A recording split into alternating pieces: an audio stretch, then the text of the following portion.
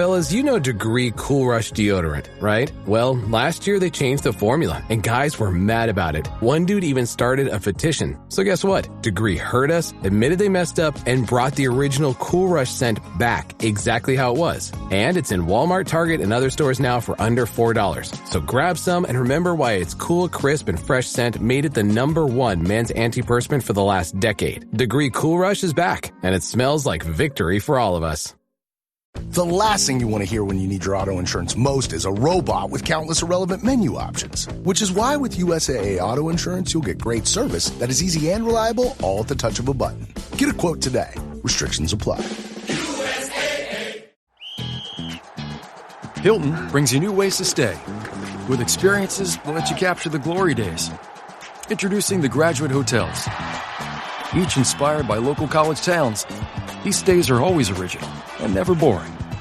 Get in touch with traditions all across the country and enjoy a stay that's a class above the rest. Book at Graduate Hotels with Hilton Honors Points at Hilton.com. It's a win-win. Hilton, for the stay.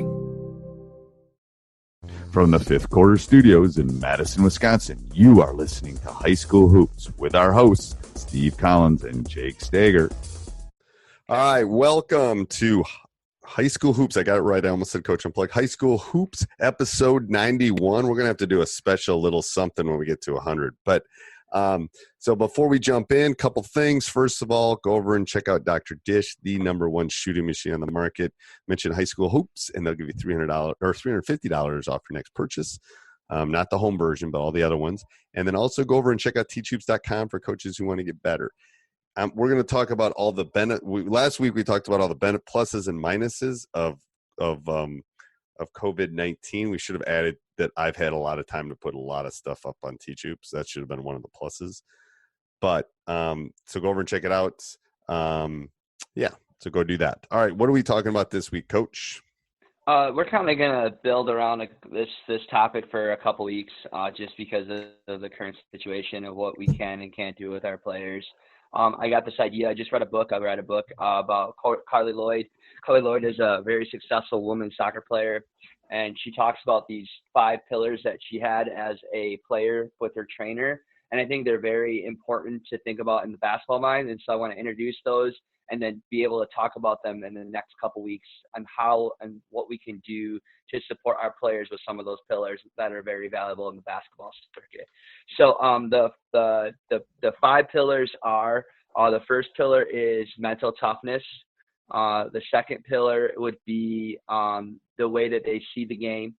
The third pillar would be their overall skill. The fourth would be their physical fitness. And I'm trying to think of the last one. I don't know if I can remember the last one. I'll have to go back and think about what the last pillar is later on. But maybe we'll have that for you next week. We'll see. It's one that I know that we can't not really ultimately control right now. So it's one we can't really discuss anyways. And so the whole idea is the next 2 weeks is to talk about the 2 things that we can support our players and help them control through this time. Yep. And so the 2 things as coaches that we can control, if you're doing a great job building a relationship with your players through this whole thing, and every time you're a coach, anytime you're a coach and working with kids, your #1 thing is to build relationships with them, is to remind them that the 2 things that they can control from becoming a complete basketball player is #1, developing their skill, and #2, their physical fitness. So this week we're going to talk about ways and how we can keep skill development going on with our players during COVID-19. Right. So again, I think, so let's talk about skill. So I think every kid can work on their individual basketball skills by themselves. There's plenty of stuff out there. I don't think there's anything that they can't do. That there's what I think is unique is they live in this world where there's YouTube and there's all sorts of stuff that if you want to become a better ball handler, if you want to become a better shooter, if you want to do those kind of things, those skill sets are out there for you to find. It's just going to take a little bit of digging. But I think there's no reason for every basketball player that's playing right now not to come back a better shooter, not to come back to be, a better ball handler with both hands. And probably, in that skill set to be able to have some moves, a move and a counter move that you and I always talk about. I don't think when you have 2 months off and you're literally not responsible for virtually, very little as far as school, you should become a better shooter and a better ball handler. You don't even, and if you don't have a hoop and you're in lockdown and you don't even have a hoop, you should become a better ball handler, because that's a skill set that you can work on. That's kind of my theory. That's what I'm going to be when I'm able to have contact with my guys. That's what I'm going to push with them, those skill sets to them. What do you think, Coach? I think I am noticing kids around the community even now. There's one person that hoops. People are shooting, and if you have a hoop at home, that's definitely getting shots up is always one of the most important things. But we still have a lot of kids in certain areas that are very limited to getting to a basketball hoop right now. So ultimately, number one is providing ball handling. Getting those resources to them. That's an avenue of how you do it, whether it's Google Classroom, Remind, whatever you want to do, giving them a tool. But like you said, in an area, a way of now, 21st century, they can look up ball handling workouts anywhere they want. They can go to your YouTube channel. It doesn't make a difference. Yep. And the thing is, as a coach, I think the one thing, and again, it depends on the rules. Like in Wisconsin, we can't have contact with them until school's out. But once that's over and once I'm able to have contact and send them workouts and do those kind of things, then I'm going to hold them accountable. Like I'm going to want to see when are you doing the workout? Let me see the beginning of your workout. Let me see the end of your workout. Those kind of things. Once I figure out the world, I'm not even sure what's considered 5 contact days, what's not. All the rule stuff I have to figure out in the next 4 or 5 weeks or 6 weeks or whenever before we can have contact. But once I can do that, and once I can use those specific dates, then I'm going to actually want to see what is your work being done. So I just got to figure out the rules behind that. But like in school, like the only way that they're going to learn if I'm teaching them logs or trig is that they do the problems and I give them feedback, and then they go do again, and then I give feedback. So I think that two-way street is really important. And it feels like we're living in a one-way world right now where, I spit something out and then they do it. And it's not there's not this happening, the two-way communication that needs to happen for the growth to happen on the skill work and, for, all that stuff. What else? Anything else for you? I just think it's a constant reminders of the importance of these are things that they can control. Yeah, the other thing that I think because they don't have a lot of things that they can control right now. So giving them some sense of ownership and knowing that they can control their basketball skill set and being able to get better at the game that they love and still be connected is something very empowering for a person. Mm-hmm. The last thing I've realized is the last pillar is character, which is, if you're building relationships and you're working with your players, hopefully that character piece is always involved in what you're doing. So again, just constantly reminding them to be working on those skills, and then depending on your contact days, you said it perfectly, is like, well, how do you manage that and do that?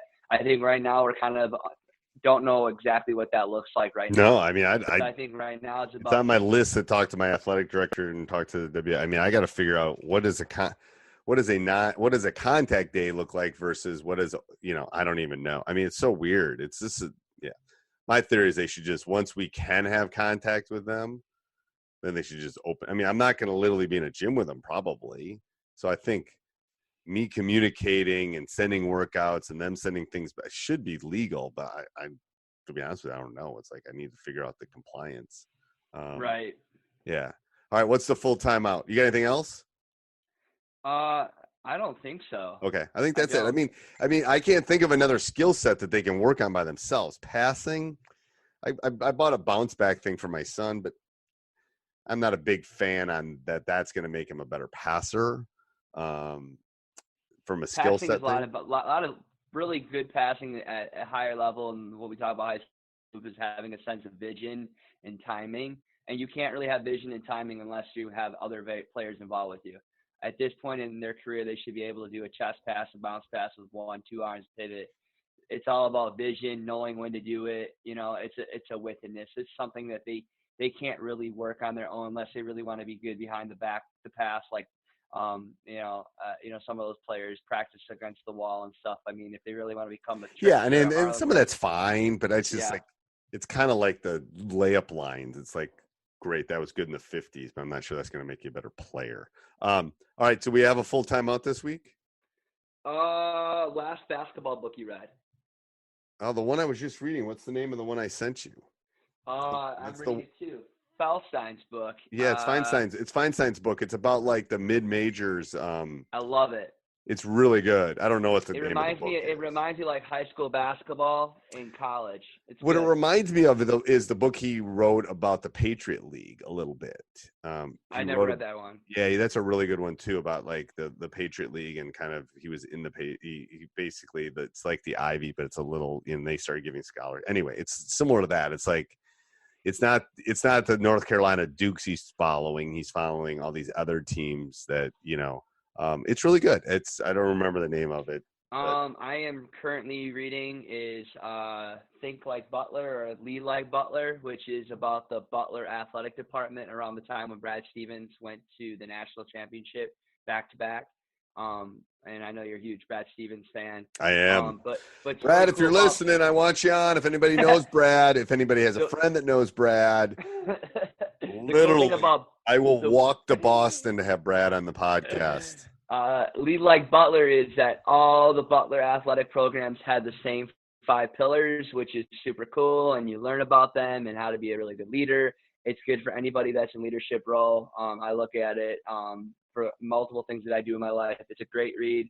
I think I have about 2 more chapters left. So I know we've had this discussion, but I wish I could read more, but it makes me fall asleep.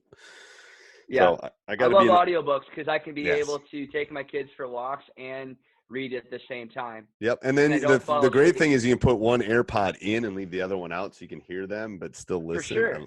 But sometimes I just want to tune them out anyways. That's Parenting 101. Look at this, free parenting advice on High School Hoops. Free parenting advice. You have to learn how to become a free parent. You have to become a good parent to be a good basketball coach too. Because if you're not doing it, you're going to struggle. You have to learn how to compartmentalize for sure. All right, till next week. This podcast is part of the Sports Social Podcast Network.